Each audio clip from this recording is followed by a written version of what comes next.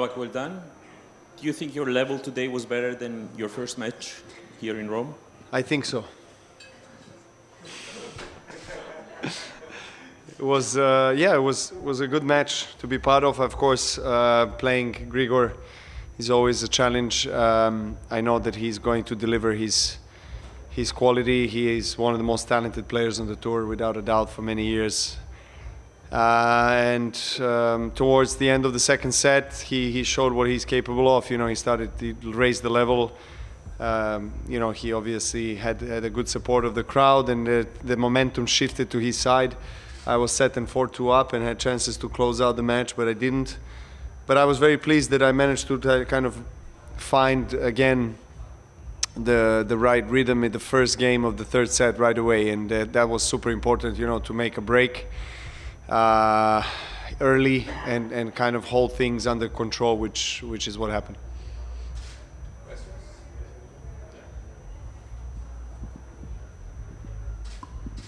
Hi Novak. On Friday you said that it takes you time to adapt to clay court tennis. I was just wondering how you feel you've adapted to the surface since Friday's match. Look, the more matches you play, this is kind of a surface that the more matches you play, the better you will feel. And of course, I would love to play as maximum amount of matches in this tournament. That's why I'm here.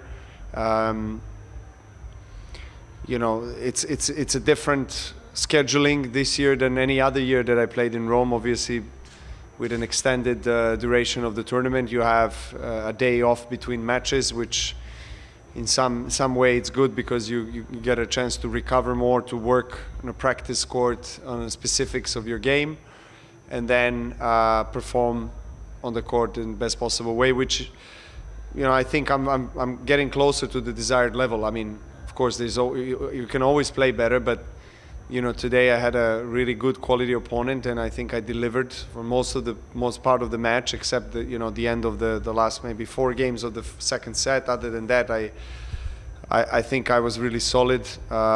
Served well, moved well. When I had opportunities, I was capitalizing on those opportunities, and just overall a really solid performance, and definitely a better level than in the first match. So hopefully I can keep the same trajectory in the next one. Novak, what was the problem with the court conditions? Are you surprised that it seems like it's always having the same problem here? Kind of, you know. I mean, Rome never had a really great reputation for the quality of the court, to be honest with you. Even though I know all the guys, Marco as a chief of the staff of the guys who are taking care of the courts. I mean, I consider them friends. You know, I've known them for 15 years, and I get along very well with them. And I mean, it's again, I cannot blame them for this. I think what is interesting it would be to understand how much tennis they're playing on the court actually before the tournament starts. And I think the other year I was asking, and they were not playing much at all. They play pre-qualies. So if you don't use the court and you have a clay court, these things happen. You know, the court breaks, you have many holes, you have uneven surface, really bad bounces, a lot of clay. I mean, look, it's part of the clay court season, so we have to accept the fact that you're going to have lots of uneven, irregular bounces. But you know, in Rome, it has been happening for quite a few years. Actually, I remember maybe about 10 years. I think someone told me that they brought Roland Garros people, and that year the court was best. I don't know why they don't call them again, because obviously they're the best clay court specialist in the world. I had a feeling that these days training on court number 5, that actually is better quality than center court. So because they play on the court more. It's just that kind of surface that requires the court to be played on. So yeah, I'm not sure what happened this year in terms of how much play time this court had before the tournament, but I'm pretty sure that that they haven't used it that much, and that's always an issue. And now there's really not much you can do. You know, it's just kind of covering the holes here and there. But yeah, I guess that's a reality that you just have to, I guess, accept. Hopefully, as the days pass and the tournament progresses, the court will get better. Clay could give some surprise to yourself, but in life, I don't think you can have new surprise because you are an old one. You have a lot of experience. Do you still have some surprise on tennis? Is some opponent who gives you a surprise, or the biggest surprise, or the more dangerous surprise could come from yourself? When you talk about surprise, what are you Something referring? new you don't expect. On the court? Yeah. In terms of you're referring to the opponents and how they play, or how well, I mean, I guess as the time passes, I mean, I have more new opponents and new guys that I've never faced. So I've had that actually lately more than I had for many years. You know, I had more young opponents that I faced for the first time than I have in many years. I think I faced Echeverry for the first time here. I remember yes, Van Asch in Banja Luka for the first time. In Monte Carlo, my first match as well. For the first time, I faced the you know.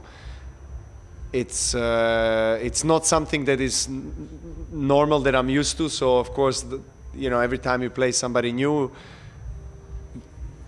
I guess you get surprised with the way they play, if they play on a high level and things like that, because they don't have much to lose. But I try to have good preparation so I have less surprises possible, because you kind of want to, in a way, predict what's going to happen, so you have different scenarios of how to respond to a certain I would say, ways that your opponent is playing. But, you know, I guess every match you have certain surprises, or maybe how badly you played a certain point, you know.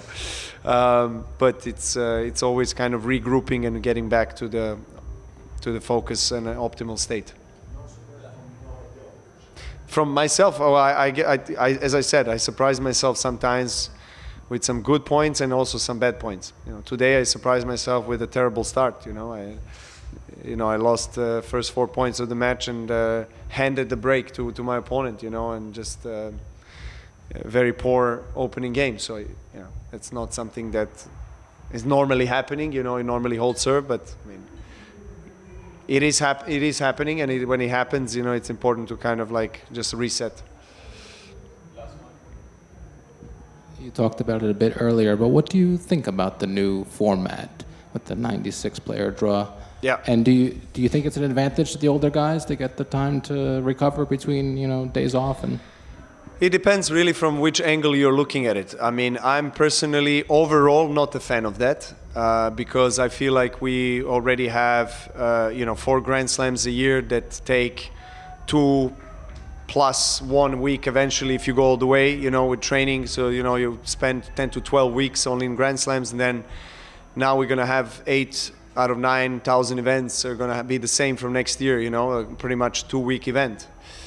I know, as I said, it depends from which perspective you're looking at it. If you're a fan, of course, an extra day of seeing the top players is great because you have more tennis in your city. I understand from that point of view.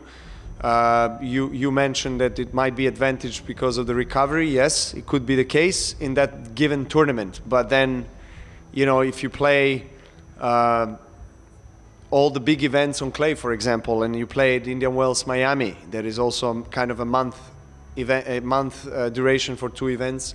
Then you play, you know, Monte Carlo, Barcelona, then back-to-back Rome, Madrid. If you play really well and go the way, you know, you're maybe not the freshest for Roland Garros, and it really depends what you as a player value the most, or what are your goals. For me, it's Roland Garros, you know, on clay for sure. the most important event. So I'm trying to do everything in terms of the schedule to set up so that I can play my best there. It's not a guarantee that I will, but I had some experience over the years, and I know what I need to do with my team and my preparation in order to peak in slams, because that's as I mentioned, those are the most important tournaments for me. I don't want to get into the financials. That's a completely different discussion.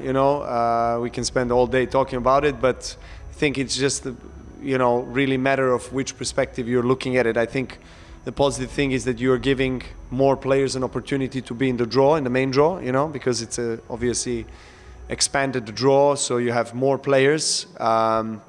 For organization, I see that it is a big challenge. It's a big hustle, to welcome so many additional players with their respective players, staff members, and for transportation and everything. It just puts the organization to even a bigger task.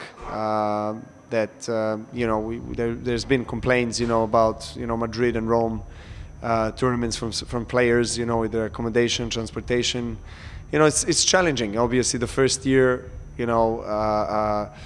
if you're not expanding your facilities even more, you're going to have struggles. When you have 2 raining days, you're going to have problems with the practice courts and all these things, that maybe a regular tennis fan maybe doesn't know about or doesn't care about much. But we as players, it's very important for us, to have those particular conditions that we are able to practice and to prepare ourselves the best possible way.